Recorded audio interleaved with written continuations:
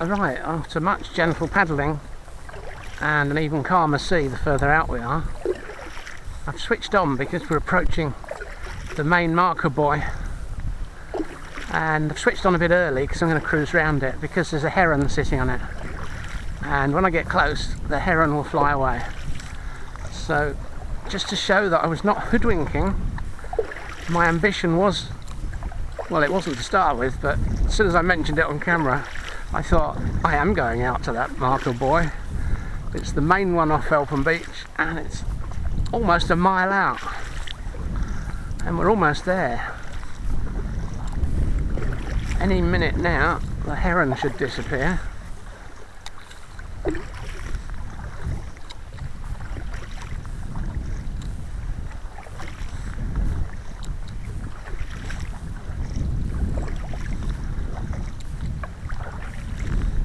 There you go.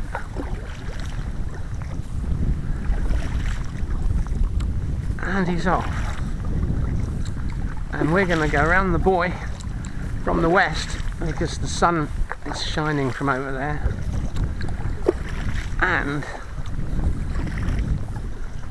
I want to get a good shot of this just to prove to myself on some dark day when I'm feeling tired that I actually did this. Swell's getting up a bit, so this is about as far as I would ever paddle out. And when I do, for energy reasons, I'm going once round the buoy, a quick skim of the scenery, and then I'm headed back in because high water's only an hour away and I want to get in before high tide, when there's normally one or two waves that can embarrass you and throw you out on your head. So we're almost there.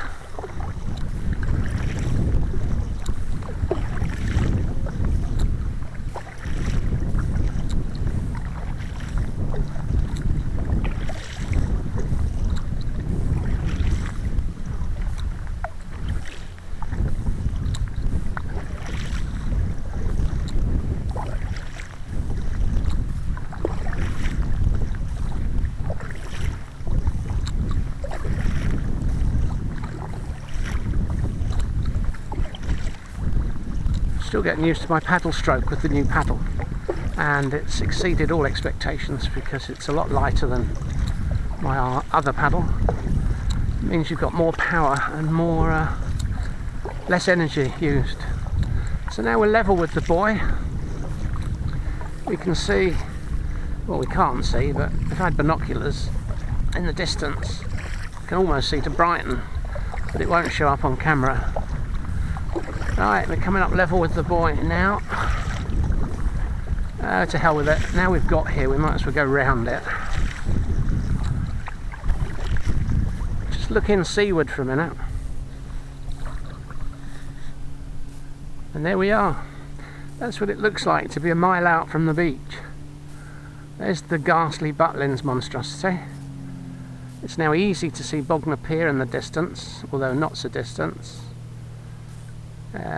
It's a gorgeous day. Out here it's calmer than it is close in, and now's the time to go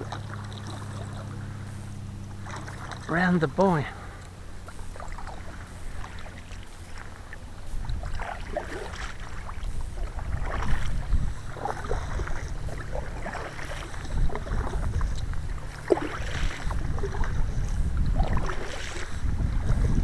By the way, I promise not to sing anymore, in case anybody had to go and kick the cat, or eat a Kit Kat, or eat a tin of Kit Kat. There's no more singing on this trip, just paddling.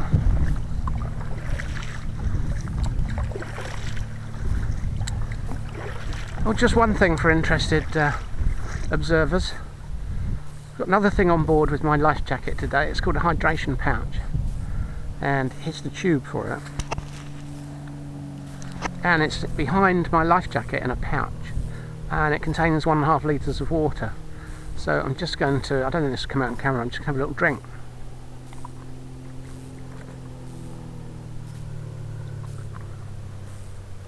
There we go. And off we go again.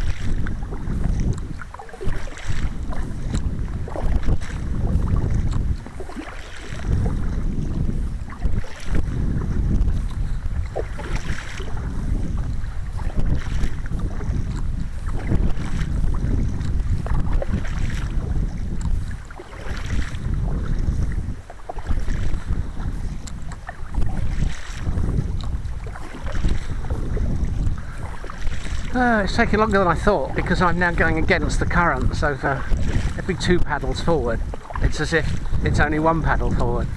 So I'm having to paddle harder to get round the buoy, but being a Leo, once you decide to do something and think, I've got to go round the buoy, then I've got to go round the buoy. And once I do, I'm going to paddle back in close and then paddle along the seafront from Butlins back to Felpham.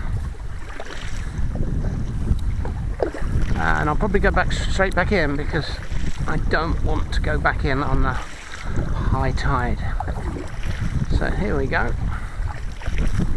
Now is the time. Here we go, round the buoy.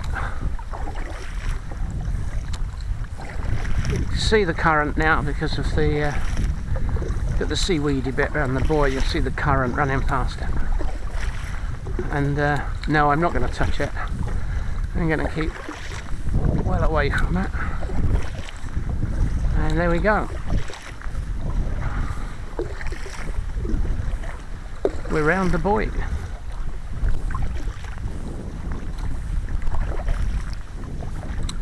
There it is.